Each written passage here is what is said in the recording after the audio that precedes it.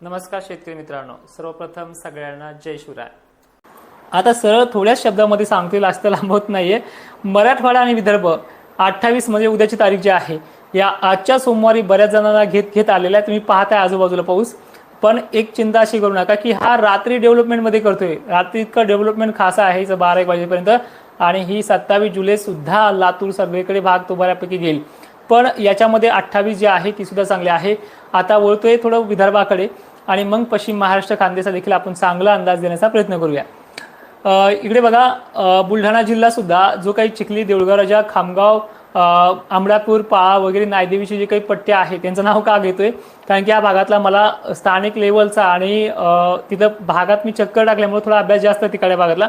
या भागात सुद्धा आजच चांगला पाणी होणार आहे, उद्या सुद्धा आहे। अमरावती आहे वगैरे वगैरे भाग सगळे आहेत।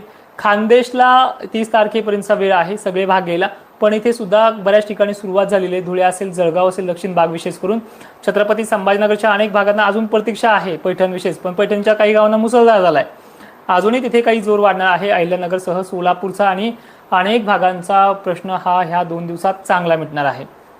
तर ठीक आहे, आता मी 28 बद्दल बोलूयात। कुठे जास्त जोर असेल आणि 100% भाग घेऊ शकतो असा कुठला भाग आहे ह्या जिल्ह्यांची। 28 जुलैला छत्रपती संभाजीनगर जवळपास पेंडवणी पासून तर चांदणभरीपर्यंत सर्वदूर, यामध्ये बीड, लातूर, परभणी, जालना, सोलापूर, धाराशिव, सांगली बऱ्यापैकी आहे, 70 पर्यंत आहे। छत्रपती संभाजीनगर नंतर अहिल्यानगर 80%, उद्याची 28 ची व्याप्ती आहे। परभणी 100% व्याप्ती उद्या 28 ला होईल। अकोला जवळपास 100% होईल, पण असमाधानकारक म्हणजे पेंडवणी पासून ते चांदणीभरपर्यंत असा टक्केवारी 90 ते 100% आहे। उद्याची 28 जुलै आजही खूप चांगल्या पद्धतीचा पाऊस तिथे वर्कआउट करतोय। अमरावती अनेक ठिकाणी मुसळधार तर काही ठिकाणी चांगला अशा पद्धतीच्या 80% व्याप्ती आहे। नागपूर 100%, चंद्रपूर 100%। व्याप्तीचा विषय असा आहे की पेंडवणी पासून ते चांदणभरीपर्यंत, पण पेंडवणीमध्ये काही जणांचं समाधान होत नाही, कमीच पडला तर तुम्हाला 30 तारखेपर्यंत वाट बघावी लागेल। ह्या 4-5 दिवसामध्ये अनेक भागांमध्ये पाणी असेल। सरळ थोडक्या शब्दात सांगतोय की मराठवाडा आणि विदर्भातल्या एकंदरीत सर्व गावांना समाधानकारक पाऊस ह्या 4 दिवसात होणार आहे, 30 जुलैपर्यंत। पण हे 2 दिवस जे आहेत, उद्याचा 28 जुलै जो आहे, वारे राहतील दिवसभर, आभाळी धाराही उतरतील, पण रात्रीच्या वेळेला जे डेव्हलपमेंट होणार आहे या भागामध्ये काही ठिकाणी दिवसा रात्री या प्रकारे या भागांमध्ये खूप चांगल्या पद्धतीने आहे। नाशिक क्षेत्रामध्ये जे वाढ होणार आहे ती म्हणजे 28 जुलैला आजही तिथे पश्चिम घाटमध्ये खूप चांगला पाऊस पडतोय आणि इथे देखील पाण्याचा जो काही स्रोत आहे तो अनेक ठिकाणी वाढतोय। काही 10% भाग आहेत, त्यांचंही समाधान ह्या 2 दिवसात होईल आणि कोकण किनारपट्टी घाटमध्ये आहेत। आणि विशेषतः ही माहिती तुम्ही इतरही शेतकऱ्यांपर्यंत पोहोचण्याचं काम करा। 2 वर्षापासून या चॅनलवरती काम करतोय, तर ह्या चॅनलचे 100K सबस्क्रायबर पूर्ण करायचे मी आज वैयक्तिक तुम्हाला बोलतो आहे, ते आपल्याला करायचे आहेत। पुणे परिसराला उद्या चांगला जोर वाढतोय, म्हणजे 28 जुलैला आजही तिथे अनेक ठिकाणी पाऊस पडलाय। कोल्हापूरचा जोर वाढतोय, त्यामुळे सांगलीचा फायदा साहजिक इथे दक्षिण भागाचा, पश्चिम भागाचा, पूर्वेकडील भागाचा आहे। पुन्हा सोलापूर, पंढरपूर हा भाग देखील वाढतोय। यात्रा मागे फिरल्यानंतर तिकडे जोर वाढतोच, यात नवल नाहीये, पण इथे 28 पासून आणखीन जोर वाढणार आहे। आणि एकंदरीत महाराष्ट्राचे चित्र ह्या 3च दिवसामध्ये जवळपास 31 पर्यंत बदलणार आहे। आता मी जो शब्द दिलाय 30 तारखेच्या पिण्याच्या पाण्याचा प्रश्न म्हणजे असे भागांचा, यामध्ये चंद्रपूर, अकोला, वाशिम, हिंगोली, नागपूर, परभणी सुद्धा अनेक भाग आहेत, नांदेड अनेक भाग आहेत, बुलढाणा जिल्ह्यातले अनेक भाग आहेत। हे जवळपास 29 ते 30 तारखेपर्यंत त्या अनेक भागांचा प्रश्न मिटेल। परभणी आहे। छत्रपती संभाजीनगरच्या 40% भागांचा पाण्याचा प्रश्न हा 30 जुलैच्या आणि 31 जुलैच्या रडारवरती आहे, त्यामुळे ते देखील मिटेल। परभणी आणि अशा अनेक भागांचा इथे समावेश आहे। नाशिक, मालेगाव आणि धुळे यांचा प्रश्न 31 ते 1 ऑगस्ट पर्यंत मिटेल अशी तिथली शक्यता आहे। नंदुरबार सुद्धा। मग राहिला सोलापूरचा प्रश्न, यांचा प्रश्न परतीच्या पावसाशिवाय मिटत नाही, कितीही ताणून धरा।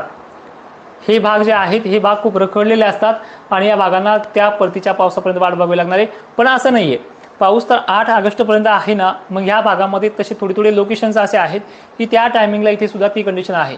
पण आजच्या 27 जुलैच्या संध्याकाळी लातूर, मराठवाडा आणि विदर्भ बऱ्याचपैकी 50 ते 70% कव्हर होते आणि राहिलेला 43% भाग जो आहे तो उद्या 28 तारखेला कव्हर होते। आणि याच्यामधून तुम्हाला सरळ सांगत असतो मी की जर कोणी हुकलं, पेंडवणीपर्यंत मजल मारली, समाधान नाही झालं, तर हे 3-4 दिवस मोठे आहेत, हे प्रत्येक व्हिडिओमध्ये सांगतोय। आणि एक घ्या, परतीचा पाऊस झाल्याच्या नंतर मी दुष्काळाचा प्रश्न विचारेल, तोपर्यंत दुष्काळाचा मला व्हिडिओ पाठवू नका। हे दुष्काळ काही नाही, यंदा दुष्काळ नाहीच। एकच गोष्टी महत्त्वाच्या आहे की 1972 सारखा तर नाहीच नाही, तुमच्या विहिरीच्या वगैरे तळ्याचा पाण्याचा प्रश्न मिटणार आहे. मी एक स्पेशल 1 ऑगस्टला किंवा 31 जुलैला एक असा व्हिडिओ देणार आहे की परतीचा पाऊस कसा राहील म्हणून. मी मागाशी 2-4 रेकॉर्डिंग मध्ये दिले. आता याची कॉपी होऊन लगेच काहीतरी बडबड करतील. कोण करतील काय करतील हे तुम्हाला माहिती आहे. सगळ्यात महत्त्वाचे अजून एक सांगतो की बऱ्याच शेतकऱ्यांना माझे अंदाज आवडतात, पण ते लाईकच्या माध्यमातून कळतं की 2000 शेतकऱ्यांना ते आवडतात. तर तुम्हाला माझे अंदाज आवडत असतील तर लाईक करा, कारण की बऱ्याच शेतकऱ्यांपर्यंत ते मेसेज पोहोचतो.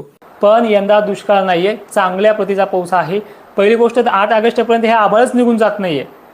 काही काही गावांना तर फवारणीची चिंता पण पडेल, असा विदर्भामधला अनेक भाग आहे. तर अशा प्रतीचा पाऊस आहे.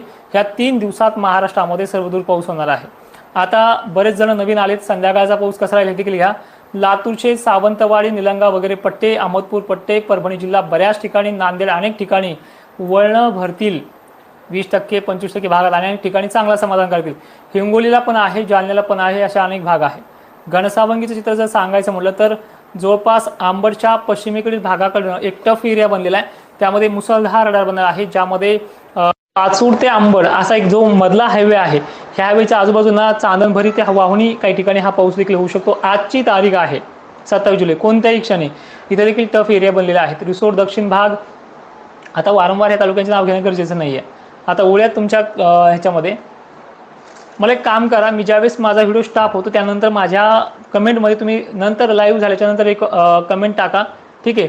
तर त्यानंतर मी त्या दुसऱ्या दिवशीच्या व्हिडिओमध्ये त्याला घेण्याचा प्रयत्न करेन. कर्जत, जामखेड ह्या 2च दिवसात तुमची व्याप्ती पूर्ण होऊन जाणार दादा. समाधान याच्यामध्ये माना की पिकांना तडे जाणार नाहीत, असा पाऊस तुम्हाला होणार आहे. विहिरीचा पाण्याचा प्रश्न जो आहे तो 40% भागांचा मिटणार आहे, ज्यामध्ये मराठवाडा, खानदेश आणि विदर्भ असणार आहे 31 तारखेपर्यंत.